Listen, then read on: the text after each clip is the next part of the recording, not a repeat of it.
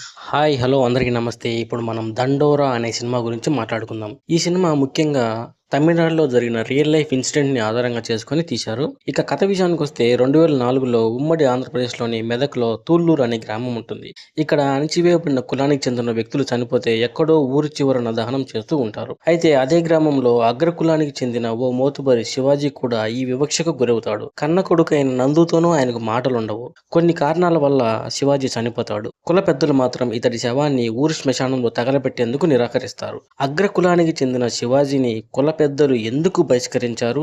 ఆయనకి వేశ్య అయిన బిందుమాధవికి మధ్య సంబంధం ఏమిటి? కన్న కొడుకుతో ఎందుకు మాట్లాడడం మానేశాడు? శివాజీ అంతిమ సంస్కారాల నిర్వహణ విషయంలో తలెత్తిన సంఘర్షణపై అతని కుటుంబ సభ్యులు, ఊరి సర్పంచ్ అయిన నవదీప్ ఎలాంటి నిర్ణయం తీసుకున్నారు అనేది మిగిలిన కథ.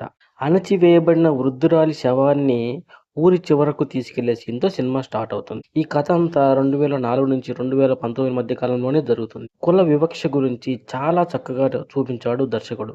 ఫస్ట్ హాఫ్ కంటే సెకండ్ హాఫ్ చాలా ఎంగేజింగ్‌గా ఉంటుంది. క్లైమాక్స్ మంచి పాయింట్‌తో ముగుస్తుంది. ఈ సినిమాలో కొన్ని సీన్స్ అయితే నిజ జీవితంలో చూస్తున్నట్టుగానే ఉంటుంది. సినిమాలో చూస్తున్నట్లు కాకుండా శివాజీ యాక్టింగ్ అయితే చాలా చాలా బాగుందనే చెప్పాలి. ముఖ్యంగా కోర్టు సీన్స్‌లో ఆయన జీవించేశాడని చెప్పాలి. నవదీప్‌కి చెప్పుకోదగ్గ క్యారెక్టర్ ఈ సినిమాలో లేదనే చెప్పాలి. ఈ సినిమాలో ప్లస్ పాయింట్స్ వచ్చేసి Shivaji acting, story and background music. ఈ సినిమాలో మైనస్ పాయింట్స్ వచ్చేసి స్లో నరేషన్ అండ్ అనవసరమైన కామెడీ సీన్. ఫైనల్‌గా నేను చెప్పేది ఏంటంటే 'దండోరా' కులాల నేపథ్యంలో ఇదివరకు తెలుగులో వచ్చిన సినిమాల్లా కాకుండా ఒక కొత్త కోణాన్ని దర్శకుడు మనకు చూపించాడనే చెప్పాలి.